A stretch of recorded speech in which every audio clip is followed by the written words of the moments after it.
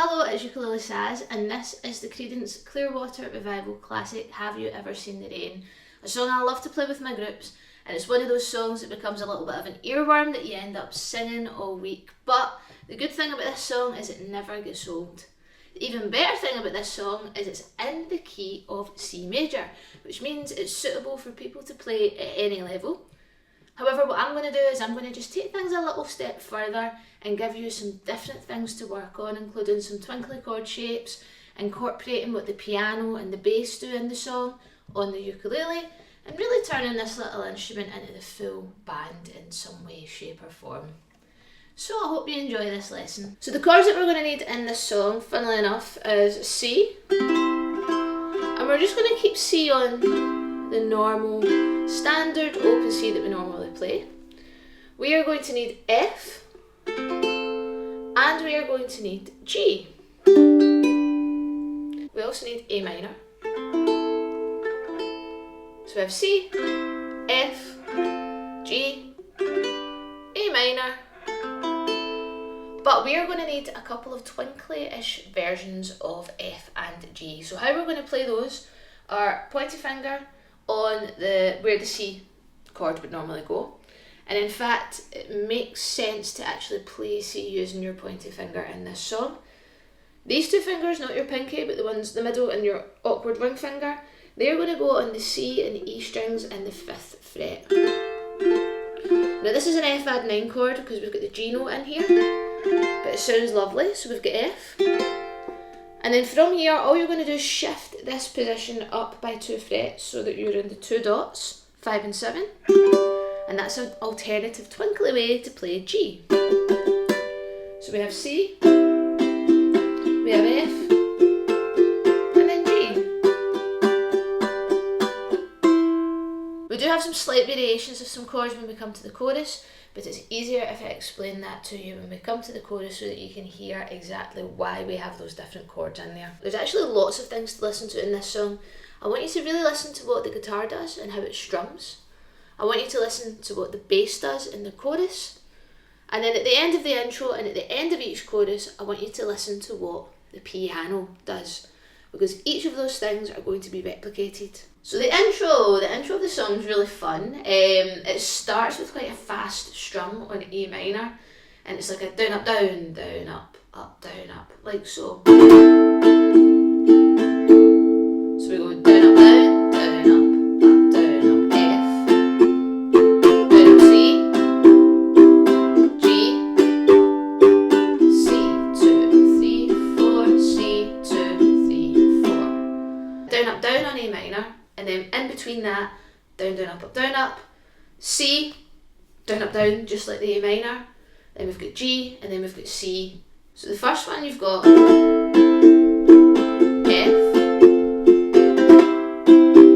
G,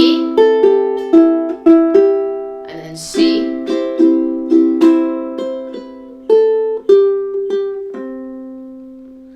So this will take a lot of practice, but the best way to do this is really know your riffs inside out. Listen to the song exactly where they fall. Make sure you know the chords inside out, and then you can gradually start to slot it in. It's a lot, it's fast, it's speedy, but be persistent and be patient with yourself because it will pay off. So we're playing A, G, E, E, G, C. Notice how I didn't hold anything down there, and that's because you can just use your open strings.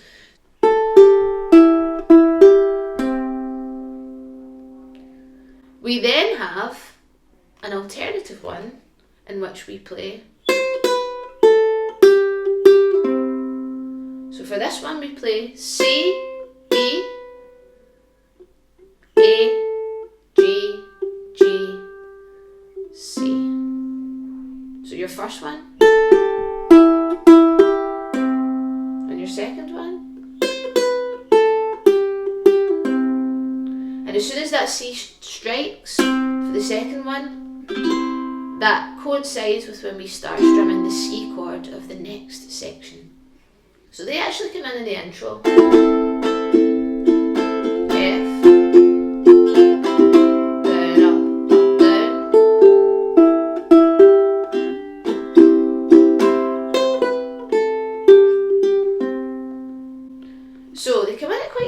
places. So in replace of the G chord in the chorus, that's when you hear your first. And then as you land on that last C, that's always the first beat of the C, down, up, down, down, down. Someone told me. So the first one is for the G chord. In the verse, we are going to replicate, as I said, the guitar. And the timing is 1 and 2 and 3 and 4 and down, up, down, up, down, up, down, up. We've probably come across this strumming pattern many times before, but it's nice, consistent and steady and allows us to really focus on the chords. In the verse of the song, we are going to play C. And we're going to play C. 1, 2, 4, 1, 2, 3, 4, 1, 2, 3, 4. Then we change to high G. It's been coming for some time. Now, I don't know if you noticed there, as the words lifted, I know, that's why we're playing the higher G, just to replicate exactly what the voice does. So rather than doing, I know, which still works perfectly because it's still a G chord, if we change up to that twinkle G, it just gives it that little bit of something extra. I know, it's been coming for some time. And then we repeat that. When it's over, so they say, it'll rain a sunny day. I know, shining down like water. And then we go to the chorus. Now, because we're using this pointy finger for C, I want you to keep that there because it allows us to nice and smoothly transition from chord to chord.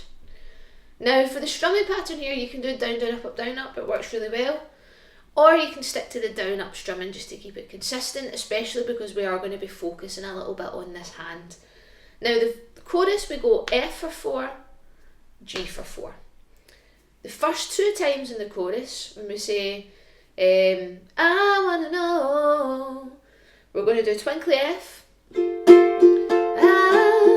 wanna know. Twinkle G. So you've got F. I wanna know. And then we've got have you ever seen the rain? Now as the voice gradually comes down, this is the part where we listen to the bass. So the bass of the song, boom, ba boom, ba boom, ba boom, gradually descends. So we're going to replicate that in our strumming. We're going to play the have you ever seen the rain? So it'll be change, change, change, change, and that's on a count of 2. 1, 2, 1, 2, 1, 2, 1, 2. We're going to play the C chord. We're then going to slide it back to the 2nd fret to play a C major 7. We're then going to play an A minor. And then we're going to play nothing. So that would sound like this. I wanna know, have you ever seen the rain? Now can you hear the da da da da? That's us replicating what the bass does. Yes, it's a little bit higher, but what's happening is the bass is playing the note C to B to A to G. So when we're playing these chords, we're playing C note, B note, A note, G note. And that's exactly why we're replicating the bass. You might also see these chords called a C, as we know. C major 7 is also a C/B, and that's because it's a C chord with a B note here. A minor, and then an A minor 7, which is the same as an A minor/G. So because it's got that little note name after, that's just another way we can name those chords. Yes, it can be confusing. Chord theory can be really confusing, but there's normally always some kind of explanatory reason for it. On the PDF song sheets, I have put both versions. So I have put the fact that it's a C major 7 and it's a C/B, and I've also put that it's an A minor 7 and an A minor/G, just so that you can get your head around both of that. And I've also explained the chord theory within that as well, with which notes belong to each chord. At the end of the chorus, you've got your coming down on a sunny day, 2, 3, 4. So you've got 2 C's at the end of the chorus. You'll do your little riff on that last C, on that last count of 4. So F, 2, 3, 4, G, 2, 3, 4, C, 2, 3, 4, bum bum bum bum ba bum. Down, F,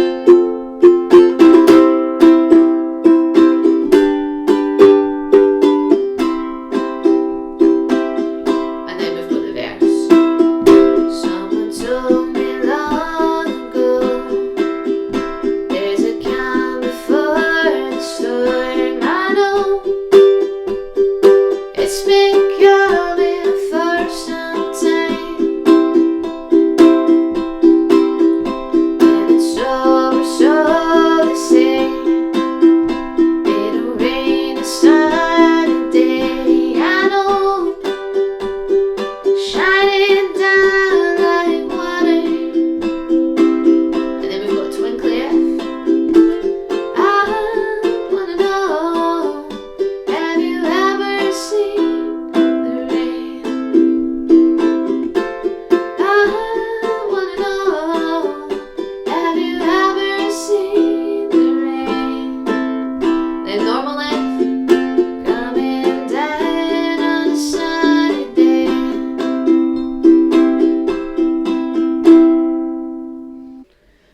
I encourage you to listen to the song and try and pick out the different instruments. So listen to the song and listen for the rhythm of the guitar so you know how to strum. Listen for the bass in the chorus so that you can hear those descending notes. And also listen to the piano and see if you can hear the notes of the piano as well. If you do this as a group, it's nice to have a combination of some people just doing the strumming and some people doing the... It's also nice to have some people just doing the standard chords, while some people are doing the twinkle chords, just to really layer up the performance. It's entirely up to you how you decide to do this with your group as well. It is a super fun song, and the other one that we all seem to know and love as ukulele players is Bad Moon Rising. There's a little tutorial video I have of that on the Ukulele Project's YouTube channel, so if you haven't checked that out already, I do have some tutorials on there as well. And if you like my videos and have been enjoying my videos, you can also check out my Buy Me a Coffee page. For only £3 a month, you'll get access to all of the lesson materials that go along with this video, including your theory sheet, the song sheet, and top tips to help you learn along the way as well. And I've also got lots of other song tutorials, music theory tutorials, and there's lots more coming your way. So thank you so much for watching, and I will see you the next time.